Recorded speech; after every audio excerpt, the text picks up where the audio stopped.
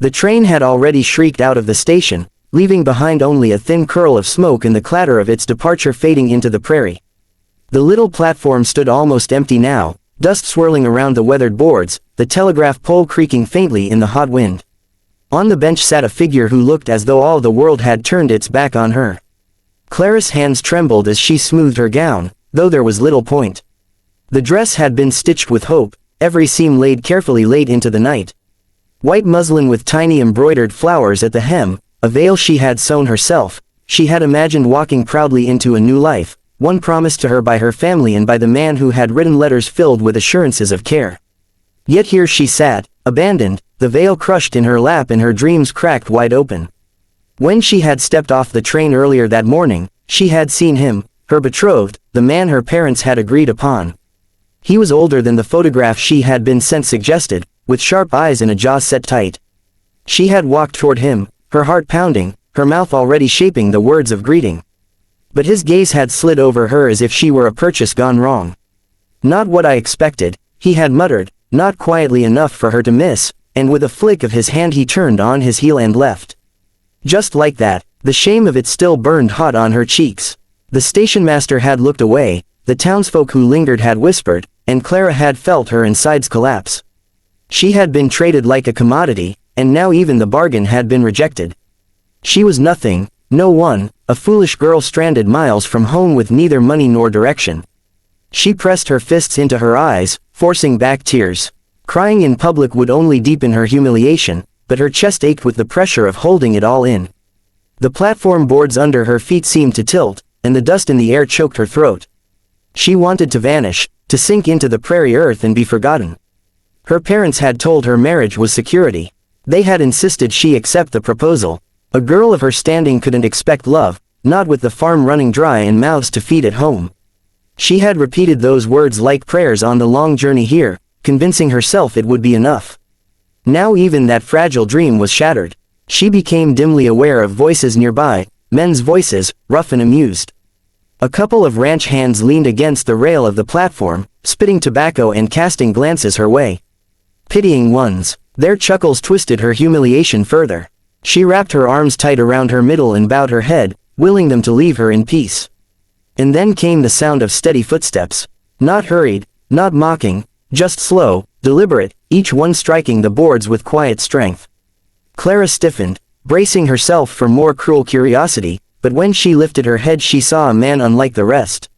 He was tall, his broad shoulders wrapped in a worn duster that had clearly seen years of hard use. His hat cast a shadow across his face, but she could make out the lines etched deep from sun and sorrow. He wasn't young, but he carried himself with a steadiness that spoke of a life endured rather than wasted. At his side clung two small girls, their identical braids swinging as they peeked out from behind his legs. The sight of them startled her. The twins' wide eyes held a solemnity too heavy for children, and yet there was softness there too, a yearning that made Clara's heart ache. The man stopped before her, shifting as though unsure if he should intrude. His voice, when he spoke, was low, carrying both hesitation and something stronger beneath it. "Miss, I couldn't help but see what happened."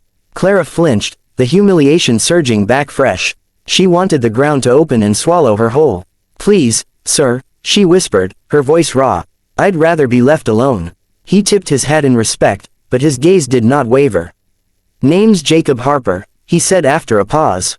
"Got a ranch a few miles west." He glanced down at the children, who pressed closer to him. "My wife passed last winter. Been raisin' these two alone since." The words struck her with quiet force. A widower, a father. His loss was written plain on his face, in the weary droop of his shoulders and the sadness that lingered in his tone. Clara looked again at the twins. One of them clutched his coat, the other toyed with a ragged doll, both staring at her with timid curiosity. Something in their gaze pierced her despair, as though they could see straight through to the kindness she had buried under her shame. Jacob cleared his throat, his hand tightening on the brim of his hat. His next words came rough, halting, as if dragged up from a place of desperation he could no longer hide. "Be my wife, miss. My twins need a mother like you." Clara blinked, certain she had misheard. The station, the dust, the humiliation, surely her mind was playing tricks. But his eyes held hers, steady and unwavering, and she knew he meant every syllable. Shock rippled through her. Marry him, a stranger, hours after being discarded. Her pride screamed against it, her heart recoiled at the thought. Yet his voice was not cruel, not demanding. It was the voice of a man who had been pressed to the edge of life and was reaching, not for convenience, but for salvation. He shifted, his jaw tightening. I saw the way you stood, even when that man humiliated you. You didn't break. You've got kindness in your eyes. His gaze flicked toward the twins, who were still staring at her with quiet hope. These girls, they need that. They need someone gentle. And he stopped, swallowed, and tried again. I can't give them what they need on my own. Clara's breath hitched. The absurdity of it warred with the undeniable truth of his words.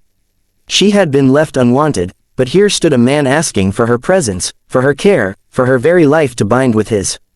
Not out of romance, perhaps not even out of desire, but out of something rawer, survival, hope, the desperate need of children for a mother. Her heart thundered in her chest. She wanted to scream, to demand time, to cry that fate had made her a fool again.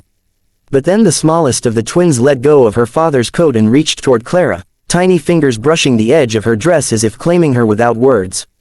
Clara's throat burned. She couldn't answer. Not yet, but in that fleeting touch, that fragile connection, she felt the first crack of light break through the darkness of her despair. The platform had grown quieter, the drifting dust settling back onto the wooden planks, but Clara's world felt anything but still. She sat frozen, Jacob's words hanging in the air between them like a stone dropped into deep water, rippling out farther than either of them could yet see. Be my wife, my twins need a mother like you. It echoed inside her, colliding with the remnants of everything she thought she knew. A day that had begun with her carrying the fragile hope of marriage had left her discarded like unwanted goods, and now, in the very same breath of fate, she was being asked again. But this time not with fine letters, nor promises wrapped in ribbon, but with raw desperation and two children whose eyes searched hers like a prayer. Clara's hands tightened on the veil still crushed in her lap. She looked down at it, the fabric smudged with dust, a symbol of her humiliation. Slowly, she folded it and set it aside, as though putting away a life that no longer belonged to her. I don't even know you, she whispered, forcing her gaze to rise to Jacob's. His eyes didn't flinch. They were the color of worn leather, steady, honest, carrying a weight that words couldn't. No, you don't, he admitted quietly. And I can't promise you riches or ease. My ranch is small, the work hard. But I can promise you respect. And a home, and that these girls will never be without care.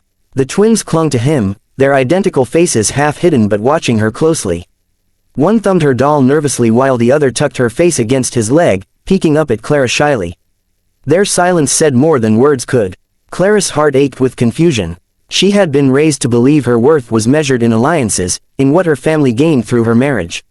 Now here she was, a free woman only because one man had scorned her, and another, this widowed rancher, was offering her a place, a purpose, a family.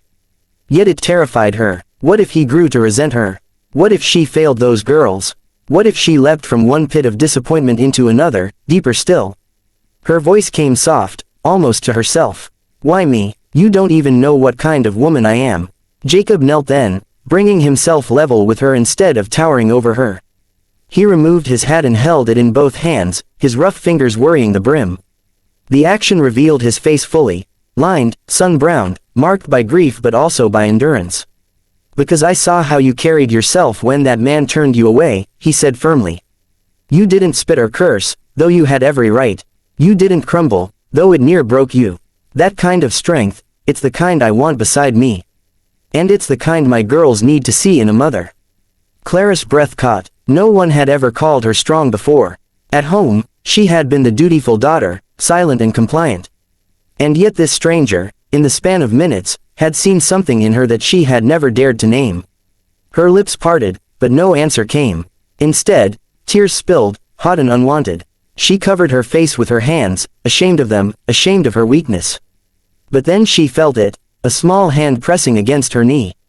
She lowered her hands and found one of the twins standing before her, gaze solemn, fingers trembling as they sought connection. The girl did not speak, but her eyes, so full of need, said everything. Clara drew in a shaky breath. Her heart, already battered, seemed to soften in that instant. She laid her hand gently over the child's, the touch sealing something she didn't fully understand. Jacob rose slowly, his expression tightening as though bracing himself for rejection. He shifted his hat back onto his head, readying to take his daughters and leave, but Clara surprised him with her next words. "I can't promise I'll be enough," she said, her voice barely steady. "But, if your girls need me, I'll try." The relief that crossed his face was raw, almost painful to witness. His shoulders sagged as if a great weight had been lifted, and he exhaled with a sound close to a prayer. "That's all I ask," he murmured. One of the ranch hands leaning against the rail spat into the dust and muttered something crude about desperate men and discarded brides. Clara heard it, the sting sharp, but Jacob's reaction steadied her.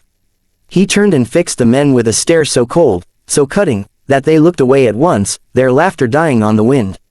He took Clara's hand, rough against her smaller fingers, and guided her gently from the bench. "Come," he said, his tone no longer hesitant but certain.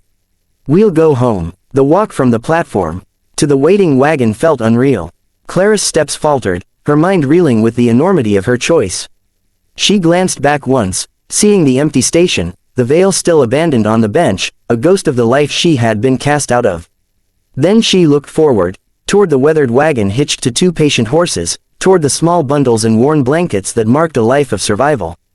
It wasn't what she had dreamed of as a girl. It was something else, something unpolished but alive. Jacob lifted the twins into the wagon first, then offered his hand to her. She hesitated, her eyes meeting his, searching for deceit, for hidden cruelty. She found none, only exhaustion, and a hope so fragile it mirrored her own. She placed her hand in his and climbed up. The twins nestled beside her almost immediately, their small shoulders pressing against her arms. They smelled of dust and prairie air, and when the smaller one laid her head tentatively against Clara's side, a strange warmth filled her chest, easing the ache of rejection that had haunted her only hours before. As Jacob took the reins and clucked softly to the horses, Clara looked out over the wide stretch of prairie. The horizon shimmered with heat, endless and daunting, yet for the first time that day, she did not feel abandoned. She felt chosen, not as a bargain, not as a cast-off, but as someone whose presence mattered to these children, and perhaps even to the quiet man who drove the wagon. The station grew smaller behind them, swallowed by dust and distance. Ahead lay only uncertainty, but also a home waiting to be built, not given. Clara sat straighter, her hand brushing against the little girl's as the wagon creaked forward.